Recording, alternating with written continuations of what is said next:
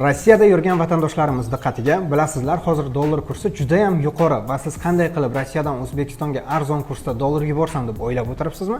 Unda sizga Yubor ilovasini tavsiya beraman. Yubor ilovasida eng arzon kurs va hatto Uzcard Humo kartalariga pul o'tkazib berishingiz mumkin. Yubor ilovasini Play Market yoki App Store'dan yuklab oling va eng arzon kurslarda uydagilaringizga dollar yuboring.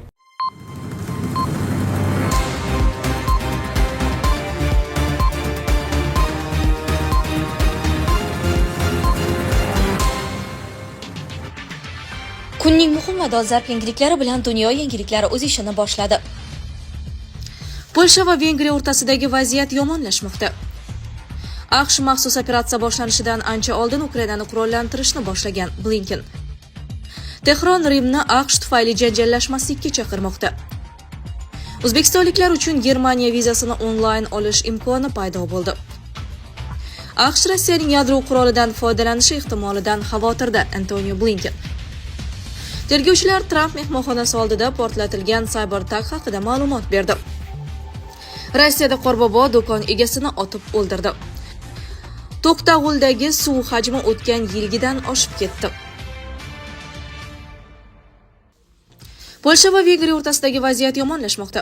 Polsha yaqin kunlarda Yevropa Ittifoqiga raisligining ochilish marosimida Vengriya elchisi Istvan Yarto ishtirokini nomaqbul deb topdi. Bu haqda OneNet xabar berdi. Qayd etilishicha, Polsha tashqi ishlar vaziri Radoslav Sikorski Vengriya elchixonasiga nota yuborgan. Unda Istvan Yartoning marosimdan ishtiroki mo'ljallanmagani ta'kidlangan.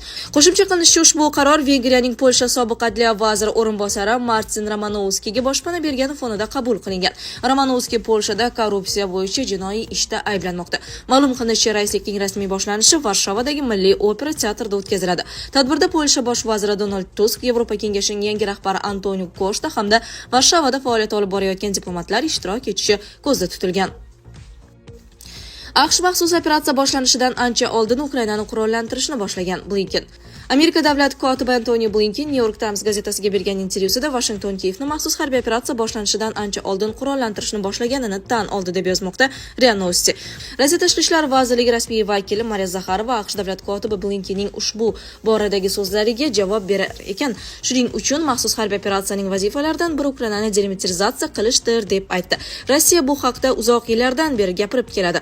Bu shtatlar va Britaniya tomonidan Ukrainaga qurol-yarog' kiritilishi va Rossiya chegaralarini buzgan holda Qora dengizda NATOning cheksiz mashqlari va g'arb mamlakatlari harbiy samolyotlarining mamlakatimiz havo hududida fuqarolik samolyotlari bilan xavfli yakunlanishi haqida ham dedi Zakharova.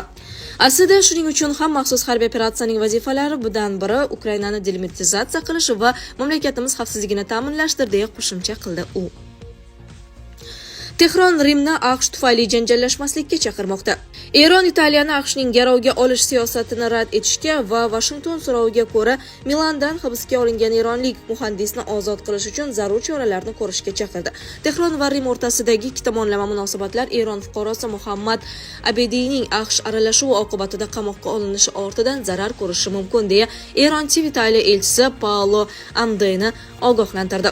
AQSh Adliya vazirligi eronlik muhandis va yana bir eronlik fuqaroni o'tgan yil boshida Iordaniyadagi AQSh bazasiga dronlar zarbasini amalga oshirishda foydalanilgan maxfiy texnologiyalarni topshirishda ayblagan edi. Hodisa oqibatida 3 nafar amerikalik harbiy halok bo'lgan.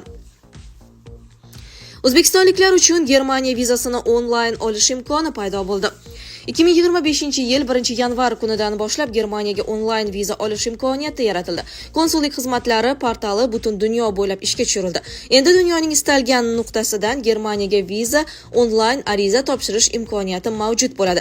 Germaniyaning dunyo bo'ylab 167 ta viza bo'limi raqamli tizimga o'tadi. Ushbu davlatlar qatorida O'zbekiston ham bor. Xizmat 28 turdagi vizalarga amal qiladi. Tashqi ishlar vaziri Anna Labarova quyidagicha izoh berdi. Har yili Germaniyaga kamida 400 ming malakali ishchi kerak bo'ladi.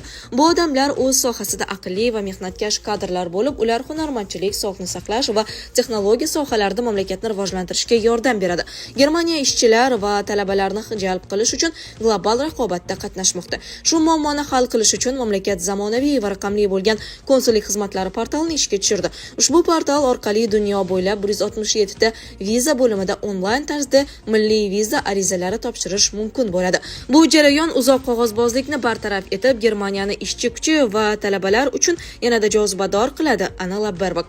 Endilikda o'zbekistonliklar ham Germaniyada ishlash yoki o'qishni istasa, konsullik xizmatlari portali yordamida vizaga onlayn tarzda murojaat qilishi mumkin bo'ladi va ariza topshirishda pochta orqali hujjat yuborishga hojat qolmaydi.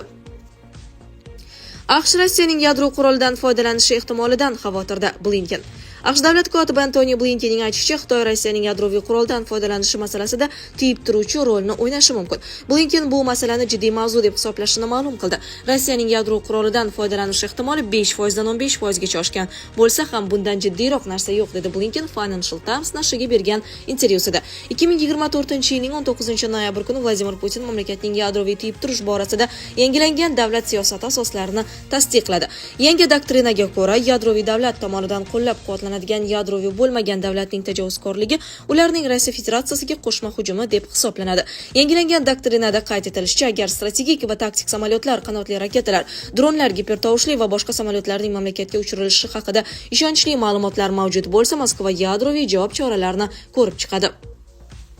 Tergovchilar Tramp mehmonxonasi oldida portlatilgan CyberTruck haqida ma'lumot berdi. AQSh Federal tergov byurosi Las Vegasdagi Trump International Hotel mehmonxonasi oldida Tesla CyberTruck avtomobilini portlatgan amerikalik harbiy xizmatchining harakatlarini o'z joniga qasd qilish deb baholamoqda.